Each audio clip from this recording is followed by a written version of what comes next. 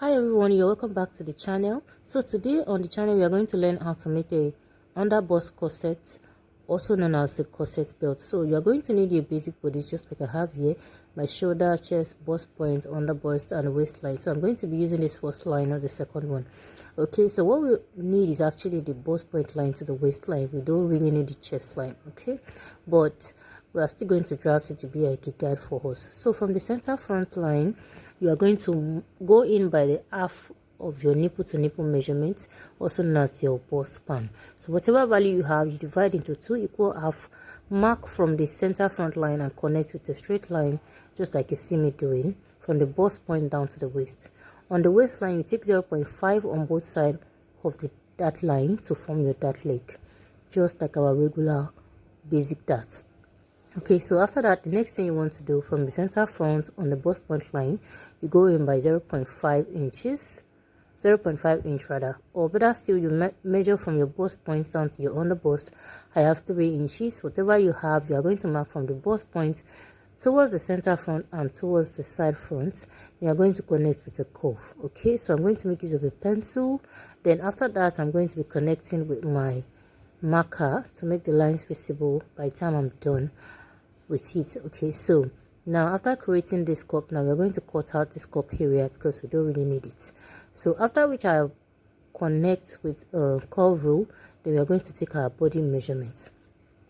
So now on the bust point line, you're going to take your bust circumference measurements divided by 4, and you're going to add your seam allowance. Okay, so here I have my measurements. Whatever value you have, you're going to divide it and you're going to measure like this. Then I'm going to be adding 1.5 for the seam allowance. So on the waistline, I'm going to mark my waist circumference divided by 4, my dart intake of 1 inch, then my seam allowance of 1.5 inch.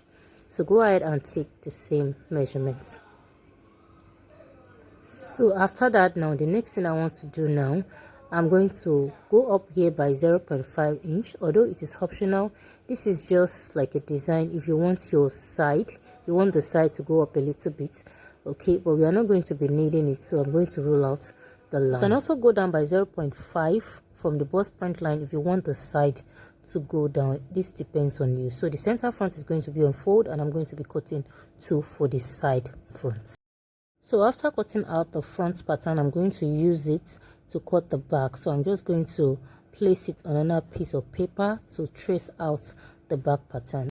After that, I'm going to add 0.5 to the hemline so that I'll just add my seam allowance immediately. Okay, so you can do the same thing, and you can also add it directly on your fabric. So this is the front pattern. What I'm going to do now, I'm going to come in with a piece of paper, a plain paper, and I'm going to roll a line at the front and on top like this, so I can align my front pattern. Okay, just like you see me doing. Then I'm going to secure it with a pin. So after which I've secured with a pin, I'm going to mark 1 inch in between the 2 patterns. This will serve like our dart line. The one we cut out at the front, we are also going to have it at the back. Okay, so after this now, I'm going to use my marker to trace out the line by the side and also at the hemline. So this means I already transfer my seam allowance at the hemline to the back pattern as well. Okay, if you do the same thing, please kindly indicate on your pattern so you don't get confused. After that, I'm going to cut out this pattern like this. Then I'm going to remove the front pattern. So after removing the front pattern, I'm just going to trace out the dart line. What I'll do, I'll find the midpoint of the 1 inch, and whatever I have, I'm going to mark from the center back to the ½ inch, and I'm going to do the same thing just to find a straight line to create my dart. So the next thing we want to do now is to create the loop allowance. So let's assume it's a regular bodice. We are going to have a zipper allowance at the back. Okay, we are going to have another piece of paper. I'll just illustrate or demonstrate for us here. So instead of having a zipper allowance, we do not draft this pattern with zipper allowance. So after that, now from the center back, you're going to decide on how wide you want the loop area to be. It can be 1, 2, 3 inches depending. So here I'm just going to mark 1.5 inches. So that means I'm going to be having 3 inches altogether at the back. Okay, so now I'm going to connect that markings with a straight line like this, and this part we're going to be cutting it off. So by the time you cut off this part, the allowance you have in between each of the side is going to be like 3 inches altogether. So on top like this, I'm going to mark 0.25 on both sides to tighten that back. Okay, this is optional as well. So this is the side back, I'm going to cut 2, and the center back I'm going to be cut 2 for that. Then I already indicate on the pattern paper that I already have my seam allowance. So go ahead and do the same thing to just guide you and always remind you. It's important to label your pattern no matter how little. Okay, so here I already have my seam allowance, and here I'm going to indicate the top part and the upper part as well. Okay, and I'm going to write the amount of allowance I added. Okay, so just go ahead and do the same thing.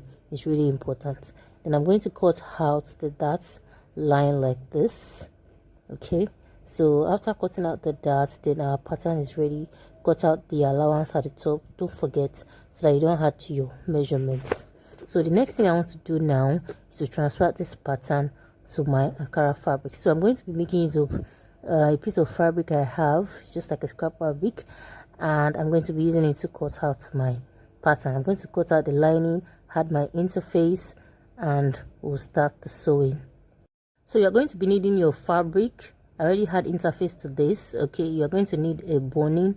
We have a Regilin boning and plastic boning. The Regilin boning is a sewable boning, and the plastic boning is the type of boning that you cannot sew on. So for this one, I'm going to be making use of the plastic. So if you have enough of the Regilin, fine. If you have the plastic, it's fine. So I already had my interface to the fabric before cutting out, because our light here is so well, so I just have to make use of the light when I see it. So guys, I already transferred my pattern to the fabric and lining. I have 2 for each of the patterns, just like I've indicated on the pattern. Then I will add my interface to the lining and the fabric. So what I'll do next now is to start to join my fabric together. So I'm going to start with the center front, and I'll start with the main fabric. So for the fabric itself, I added 0.5 seam allowance because I cut it into 2. I didn't cut on fold. Okay, so you can go ahead and do the same thing. I'm going to join the center, and I'm going to join the side. Then I'm going to use this white fabric to make a bone casing. If you have a bias tape, you can use it, and if you have a fabric of your choice, you can also use it. Cut it about 1 inch wide to create your bone channel or your bone casing. So for the back bodies, I'm going to do the same thing. I'll join the center back to the side back, and automatically we are going to have our allowance in between. So guys, this is what I have at the end. I already joined all of my pieces together. I used my seam allowance to join it by the side, and I created my bone channel using the white fabric. And here is where we are going to be inserting our bonings. Okay, but before we start the boning, the first thing we are going to do is to join the upper part of the fabric and the lining together. Okay, so we are going to place the right side of the lining on the right side of the fabric this way. We are going to align it together, secure it with a pin if needed. Of course, you're going to need that. Then you're going to join the upper part round, just like I am demonstrating. Then as for the side, we are going to leave it open because we are going to create our loop. And for the hemline as well, we can close it in 3 ways. Now I'm done joining, and this is what I have. Okay, so we're going to insert our boning. So this is how it's going to look like. I already press it with my pressing iron. So the next thing we want to do now, we are going to insert our boning. And as for this side, I already used my iron to fold in the allowance that I'm going to use to sew. So this will make it easier for me to join. So if you want to fix your boning, you are going to measure the amount you have, and you're going to subtract 0.5 from the length, so that by the time you want to fold or secure the hemline, the boning is not going to disturb you. You'll be able to turn it upside down. So let's assume I have 6 inches here. That means I'll be cutting out 5.5 inches for the boning. So I'm just going to cut out the boning now. I'll insert it, and at the same time on this underbust line, if you have an underwire like this, you can fix it, and you are going to sew it round. You place it inside this way, you're going to run a stitch very close to the wire. But if you don't have an underwire, you can simply make use of your boning, just like this. We have a smaller boning or the tiny one.